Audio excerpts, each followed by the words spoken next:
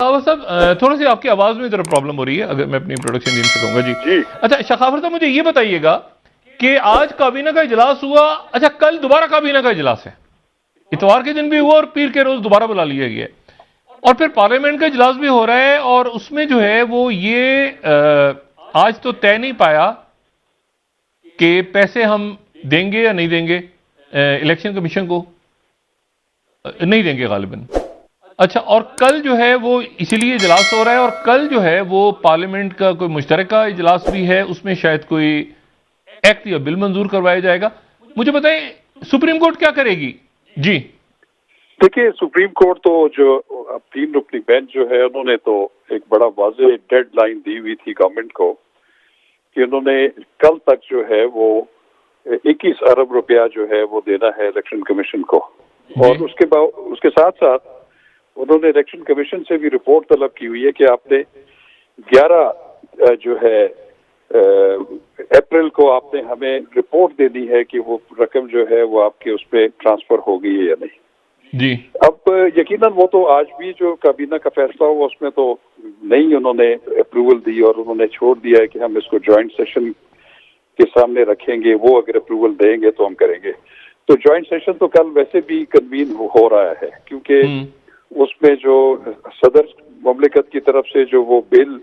پہ اعتراض آیا ہے سپریم کورٹ کے رولز میں تبدیلی کے حوالے سے، وہ بھی سامنے رکھا جائے گا، اور شاید وہ بھی اکثریتی رائے سے پاس کروا لیں گے، اور وہ اس کا فائدہ اٹھاتے ہوئے یہ میٹر بھی جو ہے وہ رکھ دیں گے پارلیمنٹ کے سامنے۔ لیکن اب کوشچن یہ ہے کہ اگر کل joint session of the parliament بھی یہ فیصلہ کرتی ہے کہ الیکشن کمیشن کو سپریم کورٹ کے حکم کے مطابق جو ہے وہ رقم نہیں ٹرانسفر کر دی،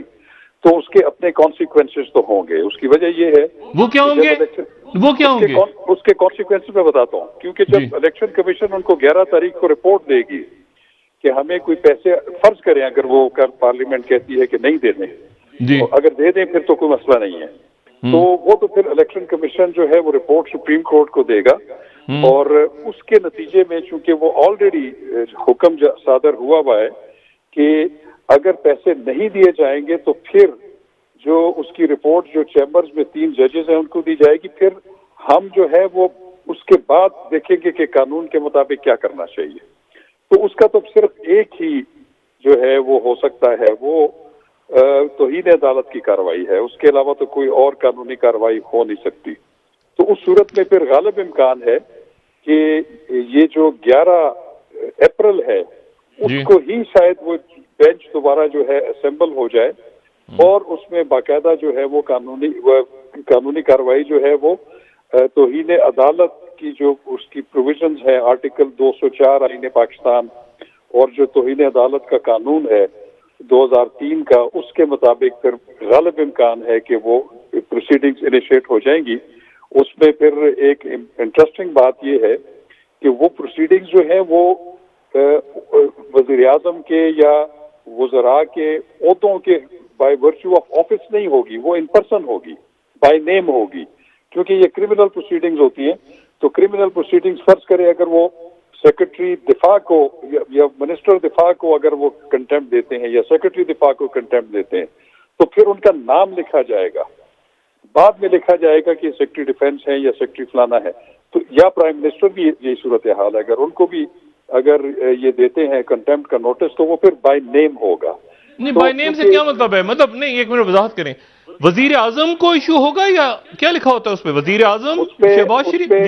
جی بالکل، اگر تو فرض کریں اگر ایسا ہوتا ہے تو پھر ان کا نام لکھا جائے گا، کیونکہ وہ پھر بائی نیم اس میں رسپونڈنٹ یا الیجڈ کنٹیمنر جو ہے وہ ان کو لکھا جائے گا۔ تو وہ بھی جو بھی کارروائی ہو، جیسے آپ نے یوسف رضا گیلانی صاحب کا دیکھا، وہ انہوں نے چونکہ یوسف رضا گیلانی جو تھے وہ اس وقت انکمبنٹ پرائم منسٹر تھے، ان کو آرڈر ہوا تھا سوئس اتھارٹیز کو لیٹر لکھنے کا، انہوں نے نہیں لکھا، تو سزا جو ہے وہ تو آفس کو تو نہیں ہوتی نا پرائم منسٹر کے، وہ جو آفس ہولڈ کر رہا ہوتا ہے اس کو سزا ہوتی ہے، اور اس کے نتیجے میں آپ نے دیکھا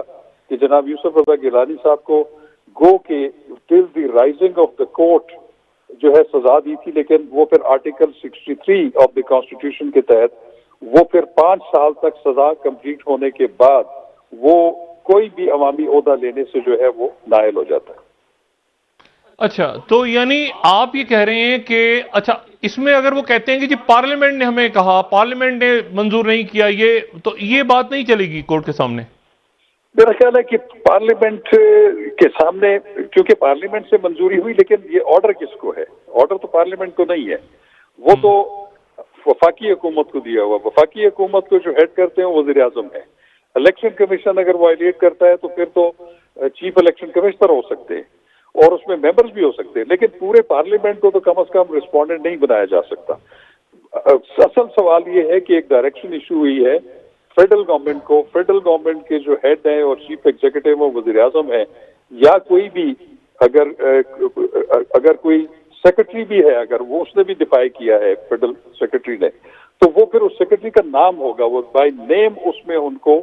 رسپونڈنٹ یا الیجڈ کنٹمپٹر لکھا جائے. یعنی آپ یہ کہہ رہے ہیں کہ واحد رستہ سپریم کورٹ آف پاکستان کے پاس یہ ہوگا کہ وہ توہین عدالت کی کارروائی شروع کرے؟ جی بالکل. لیکن ایک بات میں ڈاکٹر صاحب اور آپ کو بتاؤں کہ ابھی پرسوں جب وزیر اعظم نے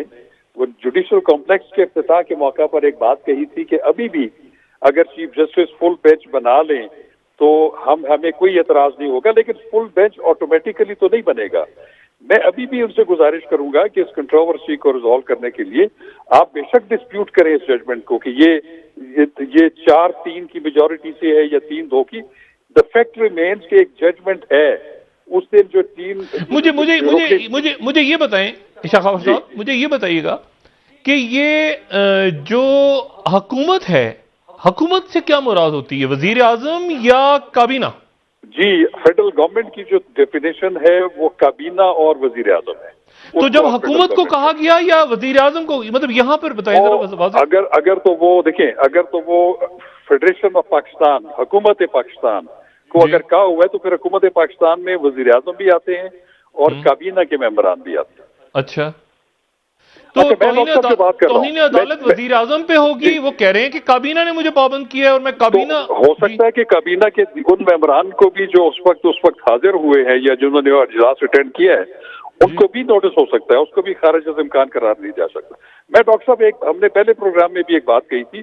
کہ ان کو ہر حالت میں ریویو فائل کرنا پڑے گا. اچھا ریویو اگر کل فائل کر دیں، مجھے یہ بتائیں کل یہ ریویو فائل کر دیں تو اس سے کیا فرق پڑے گا کوئی مجموعی طور پہ؟ دیکھیں فرق تو نہیں پڑے گا، لیکن کم از کم آپ ایک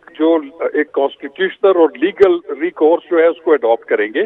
ریویو آپ فائل کریں، اس میں آپ یہی لکھیں کہ ہماری نظر میں یہ فیصلہ جو ہے وہ 4-3 کا ہے، آپ اس کو کہہ رہی ہیں 3-2 کا ہے. تو یہ ایک اپیرنٹ ایرر ہے جو فلوٹ کر رہا ہے، اور یہی ریویو پٹیشن کا جو ہے ایک انگریڈینٹ ہوتا ہے. آپ جب وہ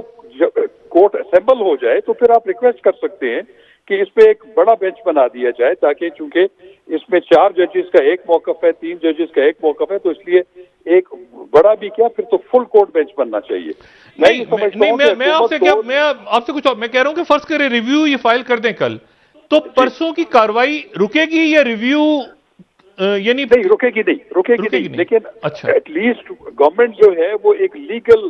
جو ایک راستہ ہے کم از کم وہ تو اختیار کر لیں گے کہ یہ تو ہمارے ذہن میں ابہام ہے، کنفیوژن ہے کہ کیا یہ 4-3 کا فیصلہ ہے یا 3-2 کا ہے. تو اس لیے اگر وہ ریویو فائل کر دیں تو وہ ایک لا فل طریقہ ہے. اچھا مجھے ایک بات دوسری شخاوت صاحب بتائیے گا کہ یہ جو ایکٹ آف پارلیمنٹ اور ہم کہتے ہیں کہ آئینی ترامیم، اس کے لیے 2/3 میجورٹی چاہیے ہوتی ہے اور ایک کے لیے سادہ اکثریت چاہیے ہوتی ہے. جی بالکل. دیکھیں بات یہ ہے کہ اگر آپ